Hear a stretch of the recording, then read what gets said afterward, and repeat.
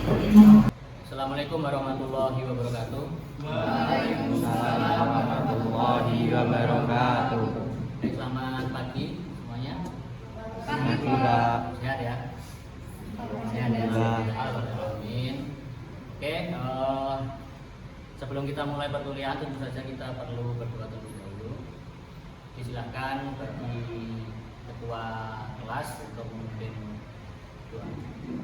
Ya, mengawali pagi ini, alangkah baiknya kita berdoa. Doa mulai.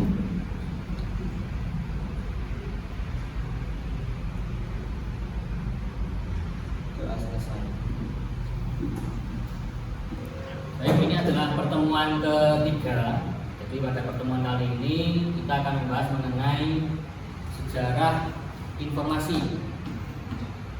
Kalau minggu kemarin kita sudah membahas mengenai apa itu informasi, jadi sekarang kita membahas mengenai sejarah informasi. Tapi perlu diingat seperti yang kemarin kita bahas bahwa informasi itu adalah sesuatu yang abstrak, sesuatu yang tidak bisa kita ketahui bentuknya seperti apa. Jadi maka untuk membahas mengenai sejarah informasi itu kita harus membahas mengenai sejarah di mana informasi itu disimpan, atau kalau dalam istilah lainnya kita perlu membahas mengenai sejarah dari dokumen. Di dokumen bagaimana manusia itu dari zaman prasejarah sampai pada saat ini menyimpan atau bagaimana menyimpan informasi itu dalam bentuk dokumen seperti itu. Nah, pembahasan mengenai sejarah dari informasi itu, ketika kita membahas mengenai sejarah informasi itu kita hanya membahas mengenai dokumen sebenarnya. Tapi salah satunya kita bisa juga membahas mengenai sejarah dari perpustakaan. Karena informasi itu juga disimpan di perpustakaan, atau bisa juga di layanan arsip. Jadi bagaimana perkembangan arsip itu juga sebenarnya bisa, ataupun dari sisi layanan informasi itu bisa. Ataupun yang selanjutnya kita juga bisa membahas mengenai sejarah dari informasi itu, mengenai bagaimana kebijakan dari sebuah informasi. Ketika kita melihat dari tahun ke tahun bagaimana sih dalam sebuah negara itu membahas mengenai kebijakan dan juga infrastruktur informasi, itu bisa salah satunya.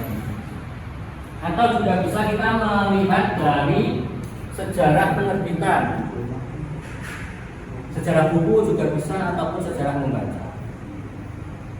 Jadi kita dulu tadi yang tentang dokumen, tapi kita juga bisa bahas sejarah yang lain tentang penerbitan, misalnya bagaimana di Indonesia ini mengenai penerbitan. Kalau dulu mengenai penerbitan itu difokuskan pada balai pustaka, lalu sekarang ini banyak sekali penerbit. Itu sebenarnya adalah salah satu kita membahas mengenai sejarah dari informasi. Atau juga bisa kita membahas dihubungkan dengan sejarah teknologi informasi. Bagaimana perkembangan teknologi dari zaman prasejarah mungkin ya. Misalnya teknologinya berupa ketika itu pakai kayu atau pakai sesuatu yang lancip atau sesuatu yang lancip, kuncing ya, sesuatu yang kuncing, pakai kuku atau pakai gigi siung hewan buas dan selanjutnya sampai sekarang membahas mengenai perkembangan teknologi sampai ke perkembangan internet, bisa. Dan juga kita bisa membahas mengenai sejarah disiplin dari informasi, disiplin informasi atau juga profesinya. Kalau dulu mungkin profesi informasi itu belum setenar sekarang, karena memang perkembangan profesi itu juga dipengaruhi juga dengan masyarakatnya.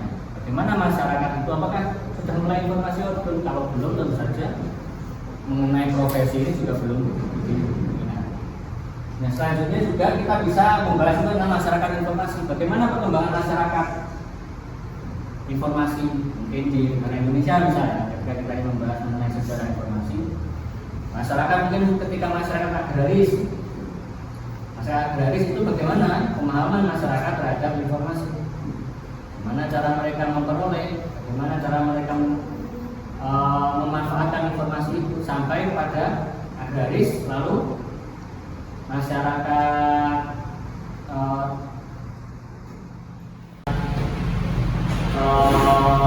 industri sampai pada sekarang disebut sebagai masyarakat informasi.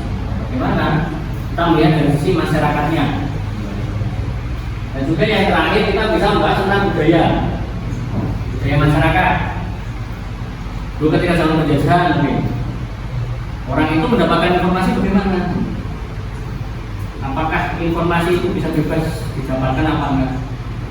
Lalu pada zaman penjajahan, lalu masa Orde Lama, Orde Baru, sampai pada sekarang masa reformasi. Nah, bagaimana perkembangan informasi itu bisa kita bahas. Nah, itu adalah salah satu bagian ketika kita ingin membahas tentang sejarah informasi. Tapi pada kesempatan kali ini kita akan membahas sejarah informasi itu berhubungan dengan di mana letak informasi itu berada. Karena itu maka ketika kita membahas informasi tadi ya sebutkan bahwa informasi itu ketika kita membahas sejarahnya kita hanya bisa membahas itu dari sejarah, dari dokumennya, atau di mana informasi itu disimpan. Mungkin ada pertanyaan seperti ini? Ya. Saya Pak. Ya, silakan. Kenapa sih kalau kita membahas tentang sejarah perpustakaan atau sejarah informasi itu lebih dikenalkan dengan sejarah dari dokumen-dokumen tersebut, dari koleksi-koleksi dokumen? Bukankah yang kita bahas itu adalah sejarah informasi dan perpustakaan, bukan sejarah tentang dokumennya?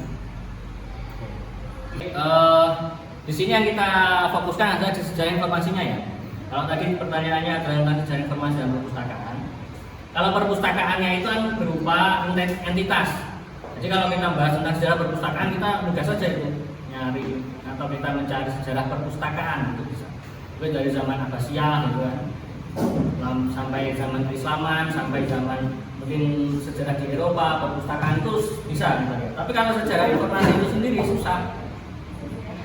Karena kita tidak tahu, orang pun tidak tahu informasi itu bentuknya seperti apa, nggak tahu. Bahkan informasi itu ketika sekarang kita gunakan itu adalah sebagai informasi bagi kita, tapi besok ketika informasi itu sudah tidak memiliki value bagi diri kita, maka kita tidak menyebut itu sebagai sebuah informasi kembali. Jadi informasi itu sesuatu yang sangat berhubungan dengan waktu dan tempat. Oleh karena itu yang kita bisa bahas adalah di mana informasi itu tersimpan. Nah, salah satu tempat penyimpanan informasi itu adalah dalam bentuk dokumen. Jadi kita bisa membahas itu dari sejarah dokumentasinya atau sejarah.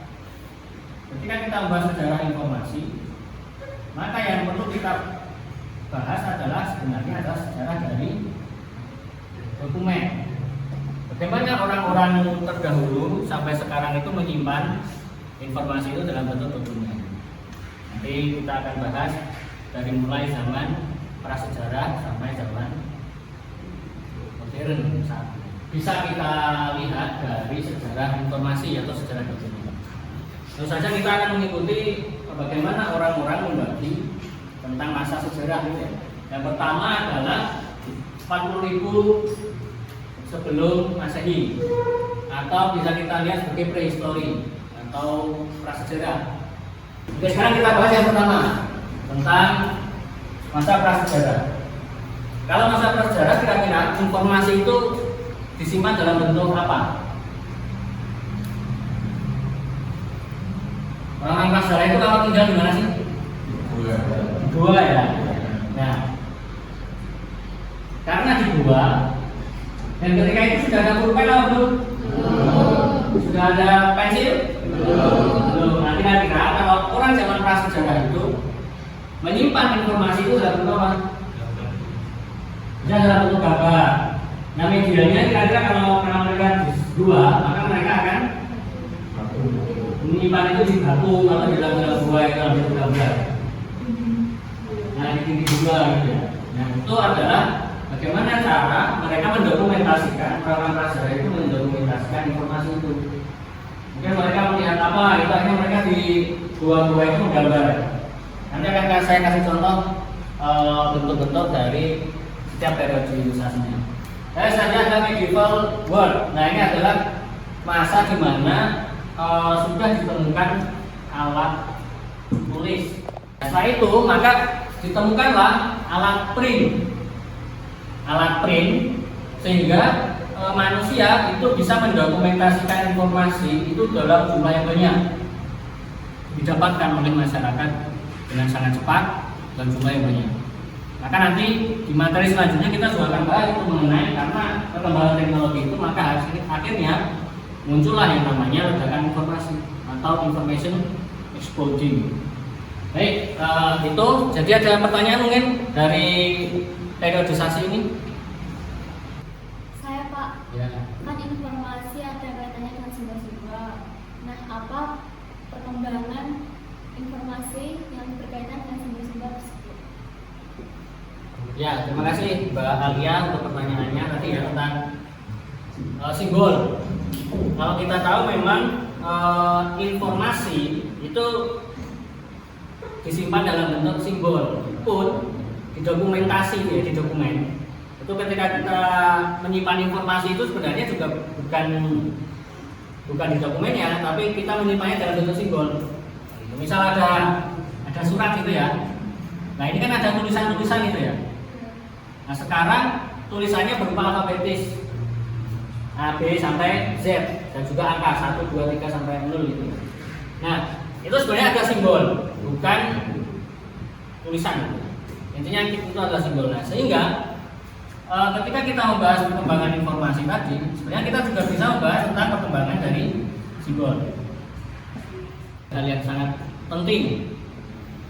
Bahkan ini ada di abad ke-20 ya. Itu mulai ditemukannya berbagai macam cara untuk menyimpan informasi. Yaitu bisa dengan fotografi atau foto ya dalam bentuk foto, sinematografi, sound recording, mikrofon, audio dan video. Bahkan sekarang sudah dari genggaman kita sudah bisa membuat informasi yang menyimpan informasi, membuat video. Kalau kita bisa langsung menyebarkannya di media sosial yang kita miliki, mungkin itu di Instagram, YouTube, atau bahkan TikTok dan lain sebagainya. Mungkin nanti akan ditemukan lagi beberapa macam alat penyebaran informasi yang sangat mungkin yang lebih efisien dari yang kita anggap sekarang ini sudah efisien. Itu mungkin untuk pertemuan kali ini. Terima kasih. Mungkin di minggu selanjutnya kita akan membahas mengenai the philosophies of information. Jadi bagaimana kita melihat informasi itu secara filosofis. Karena sesuatu entitas itu bisa dianggap sebagai ilmu. Karena kita membahas tentang pengantar ilmu informasi, maka kita perlu membahas informasi itu secara filosofis. Agar apa? Agar kita bisa menentukan bahwa sebenarnya ilmu informasi itu sebenarnya bisa dianggap sebagai ilmu apa enggak. Kalau kita lihat mungkin ada ilmu biologi, berarti kita paham betul apa yang kita bahas ketika kita membahas ilmu biologi itu. Biologi ya berarti membahas tentang makhluk hidup kan itu. Makhluk hidup itu ada, kita lihat betul ada makhluk hidup. Nah, dengan adanya ilmu informasi berarti seharusnya kita paham betul informasi itu bisa kita lihat secara filosofis. Nah, besok akan kita bahas itu. Oke, mungkin itu untuk pertemuan kali ini. Terima kasih. Kita tutup dengan bacaan penutup majelis.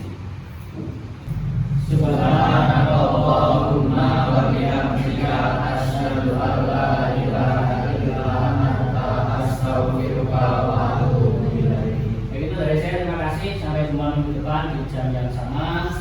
Assalamualaikum warahmatullahi wabarakatuh. Waalaikumsalam warahmatullahi wabarakatuh. Terima kasih Pak.